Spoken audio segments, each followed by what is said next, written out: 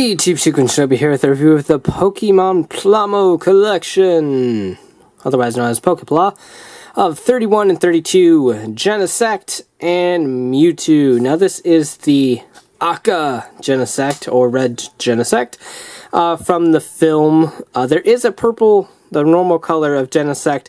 However, it was released in a set with the Red Genesect and Mewtwo as a 31 plus 31 plus 32 set, and not released individually. And I bought these individually, so I am purpleless. But what can you do?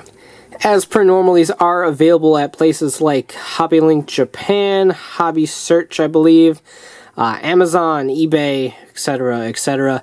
So pretty easy to find, and they are very cheap. Probably less than $10 before shipping fees. So definitely worth taking a look at. Alright, so I'll start off by saying that both of these are absolutely fantastic and worthwhile kits. Now, I'm kind of hard on the PokéPla line because it's cheap.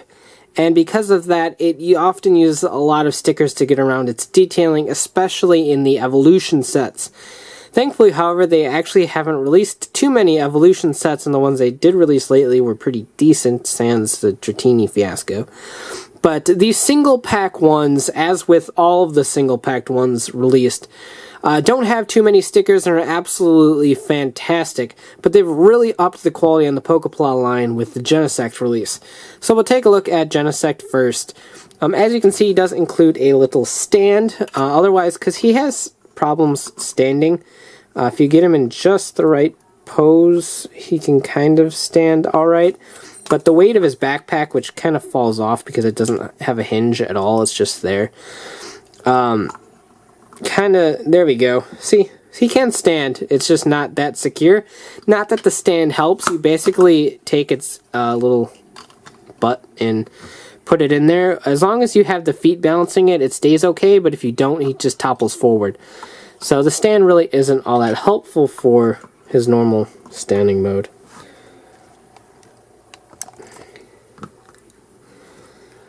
So like I said, this is actually a fantastic little kit.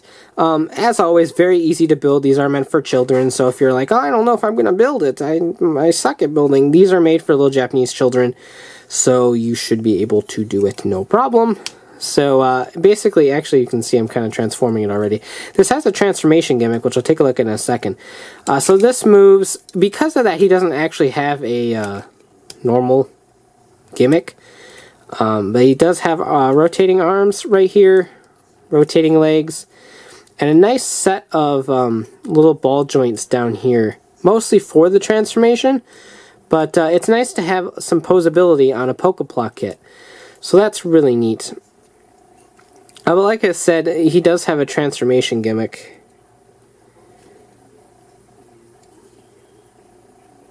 Which is always a nice little addition.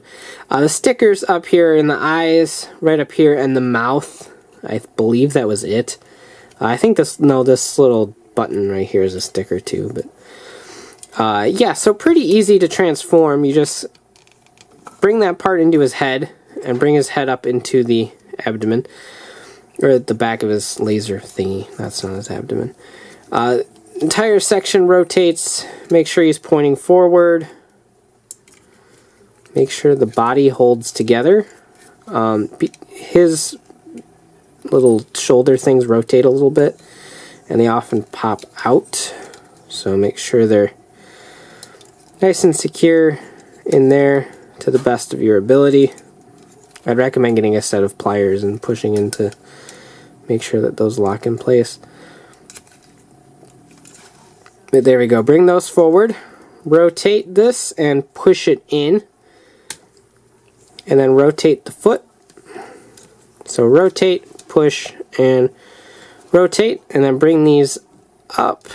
So these will kind of act like boosters. There's a sticker down there at the foot covering up the hole.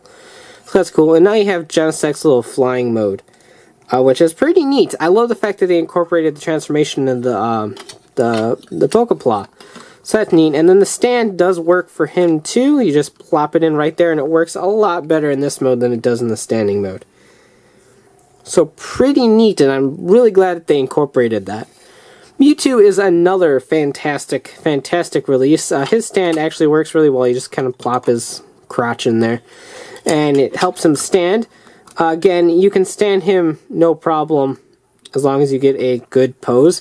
His tail is kind of wishy-washy in terms of balance, so you're going to have to keep kind of messing with it.